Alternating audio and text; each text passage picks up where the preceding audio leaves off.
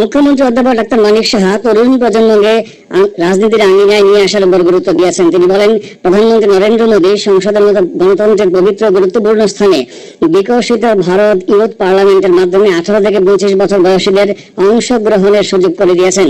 আমাদের রাজ্যে প্রথমবারের মতো বিকশিত ভারত ইউথ পার্লামেন্টের আয়োজন করা হয়েছে।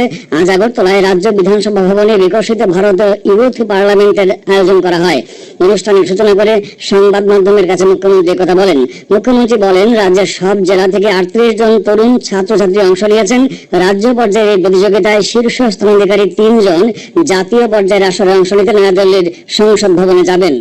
और माननीय प्रधानमंत्री जी इस तरह 2019 में उन्होंने ये जो भारत में जो यूथ है 18 से 25 साल तक, इनको ये एक प्लेटफॉर्म दिया कि पार्लियामेंट में आइए या पार्लियामेंट्री का जो व्यवस्था है उसमें आप पार्टिसिपेट कीजिए।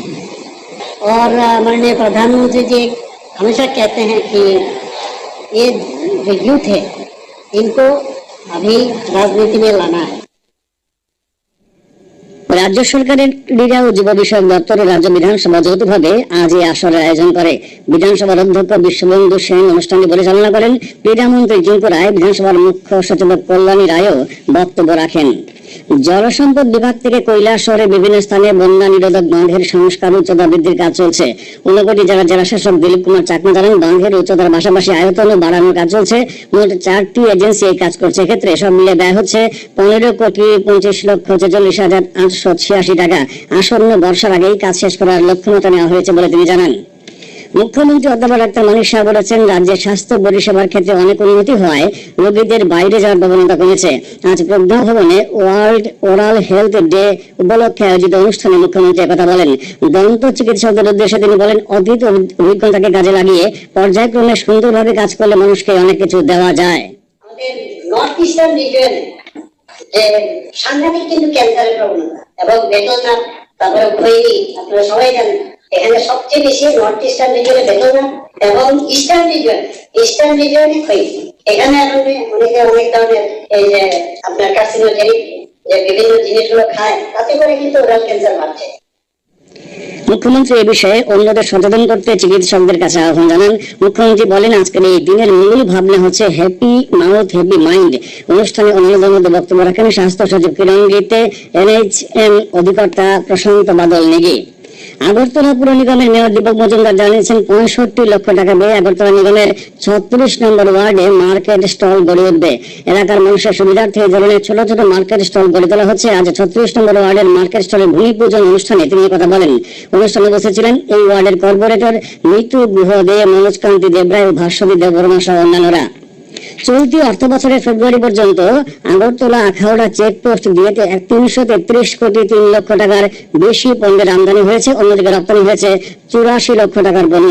এই বছরের ফেব্রুয়ারি পর্যন্ত শ্রীমন্তপুর চেকপোস্ট দিয়ে 60,000 যাত্রী চলাচল করেছে। তেমনি আমদানি ও রপ্তানির বহর গত বছরের তুলনায় বেড়েছে। এ খবর জানিয়েছেন আগরতলা ICB ও শ্রীমন্তপুর চেকপোস্টের দায়িত্বপ্রাপ্ত ভারতীয় স্থলবন্দর কর্তৃপক্ষের ম্যানেজার দেবাশিস নন্দী।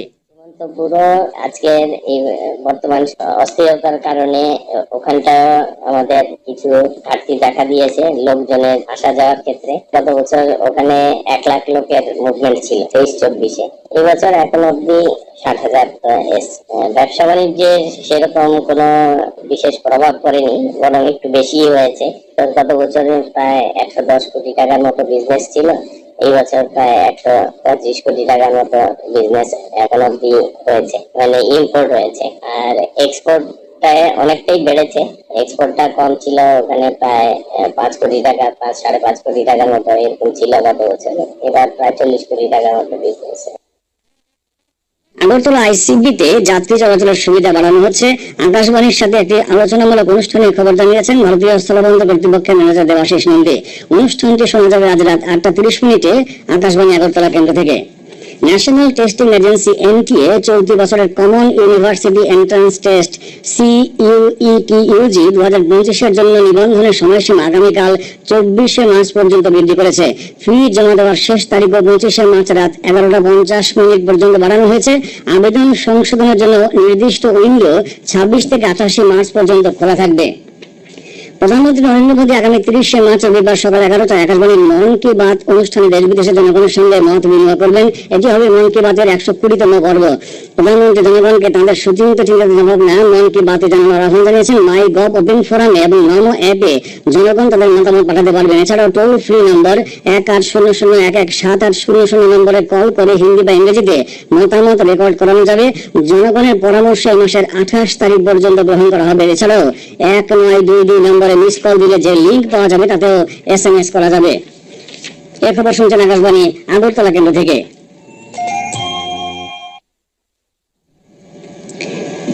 আকাশবাণী সংবাদের আপডেট পেতে লগ ইন করুন www.newsonair.com এবং নিউজ অন এআইআর অ্যাপ এবং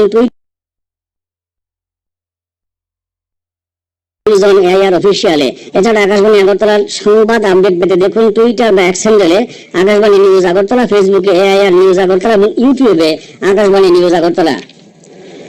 ভারতের স্বাধীনতা সংগ্রামের 3 বীর বিপ্লবী শহীদ ভগৎ সিং, রাজগুরু এবং সুখদেবের প্রতি দেশ আজ শ্রদ্ধা নিবেদন করছে। 1931 সালের আজকের দিনে লাহোরের কেন্দ্রীয় কারাগারে তাঁদের মৃত্যুদণ্ড কার্যকর করা হয়েছিল। প্রধানমন্ত্রী নরেন্দ্র মোদী আজ শহীদ দিবসে স্বাধীনতা সংগ্রামী ভগৎ সিং, সুখদেব এবং রাজগুরুর প্রতি শ্রদ্ধা জানিয়েছেন। সামাজিক মাধ্যমে একটি ভিডিও শেয়ার করে শ্রী মোদী এই বিপ্লবী শহীদদের সর্বোচ্চ ত্যাগের কথা স্মরণ করেন। তিনি বলেন, তাঁদের আত্মত্যাগ আমাদের সবাইকে অনুপ্রাণিত করতে থাকবে। बरसों बाद भी अमर शहीद भगत सिंह, राजगुरु और सुखदेव के बलिदान की गाथा देश के बच्चे बच्चे की जुबान पर। शहीद दिवस पर मैं देश के लिए अपना सर्वस्व न्यौछावर करने वाले सभी वीर वीरांगनाओं को कृतज्ञ राष्ट्र की तरफ से भावांजलि अर्पित करता हूँ। ভারতের স্বাধীনতা আন্দোলনের বিপ্লবী শহীদ ভগৎ সিং, সুখদেব ও রাজগুরুর 95তম শহীদান দিবস উপলক্ষে 4টি বাম ছাত্র যুব সংগঠনের উদ্যোগে শহীদ স্মরণ অনুষ্ঠানের আয়োজন করা হয়।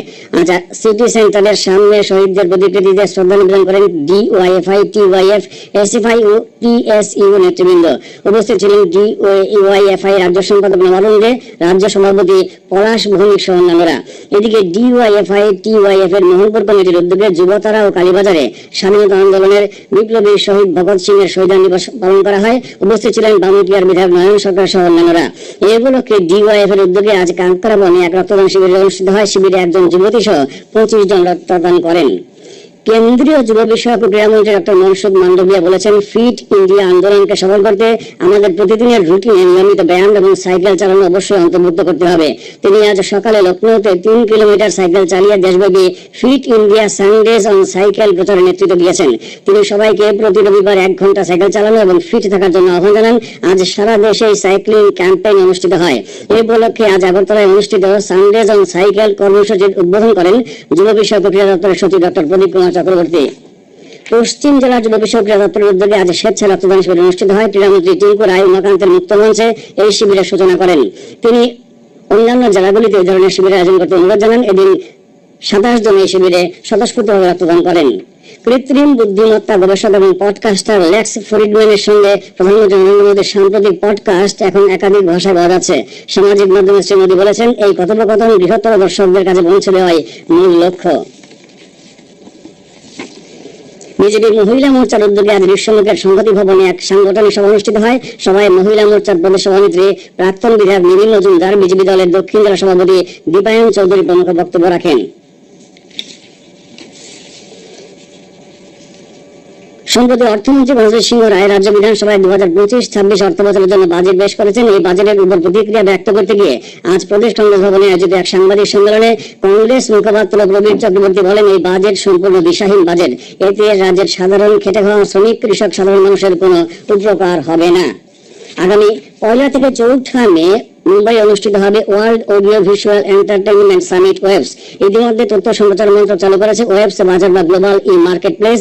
এটি একটি উদ্ভাবনী প্ল্যাটফর্ম। ভারতের বিশাল সৃজনশীল প্রতিভাকে আন্তর্জাতিক বাজারের সাথে যুক্ত করার জন্য এটি প্রণয়ন করা হয়েছে। এই প্ল্যাটফর্ম ব্যবহারকারীদের তাদের কন্টেন্ট প্রদর্শন, প্রকল্পের উপস্থাপনা এবং নতুন অর্থপূর্ণ সংযোগ তৈরি করতে সহায়তা করবে, যা ভৌগোলিক সীমাবদ্ধতাকে দূর করবে। আগামী 24 ঘন্টা রাজ্যের সব জেলায় বিক্ষিপ্ত হবে বজ্রবিদ্যুৎ সহ হালকা বৃষ্টিপাতের সতর্কতা জারি করা হয়েছে। আগামীকাল আংশিক আকাশ আংশিক মেঘাচ্ছন্ন থাকবে, কিছু কিছু জায়গায় বজ্রবিদ্যুৎ সহ মাঝারি পর্যায়ে বৃষ্টিপাতের সম্ভাবনা রয়েছে।